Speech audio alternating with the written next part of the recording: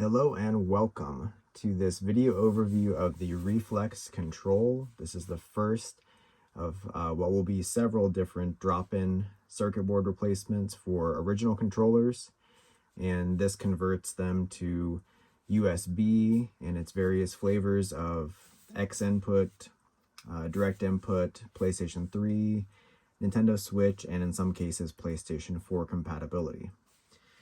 This firmware is the GP2040CE, which is a very popular, typically used with joysticks, but general purpose controller firmware that can be found on GitHub, and it's powered by the Raspberry Pi Pico right there, which is the RP2040, the chip that is on the Raspberry Pi Pico development board.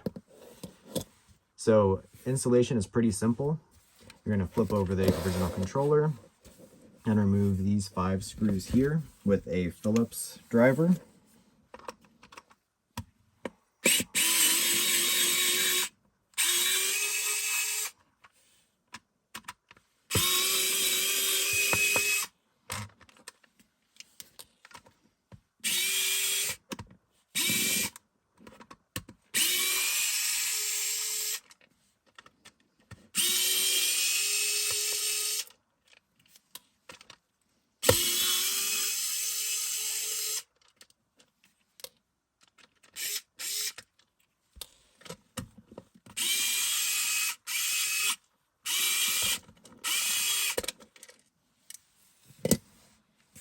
Okay, with that open, you can see what the inside of a Super Nintendo, or in this case Super Famicom controller, looks like.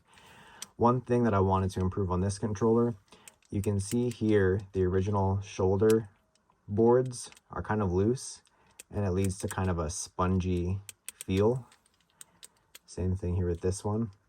So let's see if we can tighten that up a little bit with these with the new Reflex control circuit board. So go ahead and pull the cable out. Pull these corner circuit boards out, and you can set this aside for safekeeping. What you'll see left behind are these silicone membranes here, and they have little black carbon contacts, and those are what actually press on the matching carbon contacts on the circuit board. And while you're in here, aside from dusting it out and blowing out the debris, go ahead and hit these with a tiny bit of isopropyl alcohol, clean them off, freshen them up.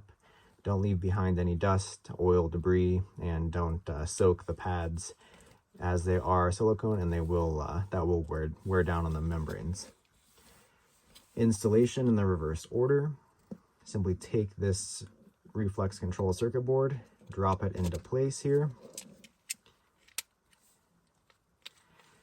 As I mentioned before, these shoulder boards are quite a bit tighter than the original, and it might take a little bit of work to get into place, but once they're there, once they're positioned properly, they won't be going anywhere.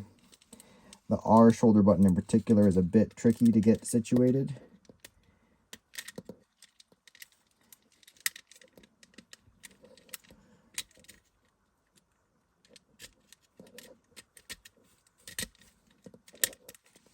And just like that, we're all set. Now compare this amount of movement to the original, and you'll see how much of an improvement there is. So these cables can be kind of straightened out like that, so they don't get in the way of the other controller half upon reassembly.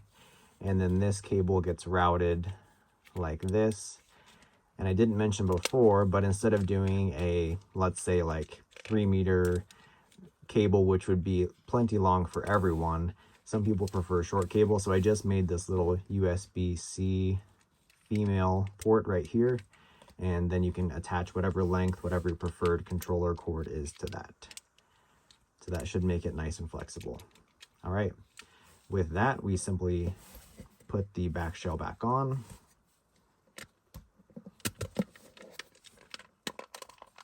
Making sure everything closes nicely. This cable is just slightly thicker than the original, but it'll still close nice. And then we reinstall the screws.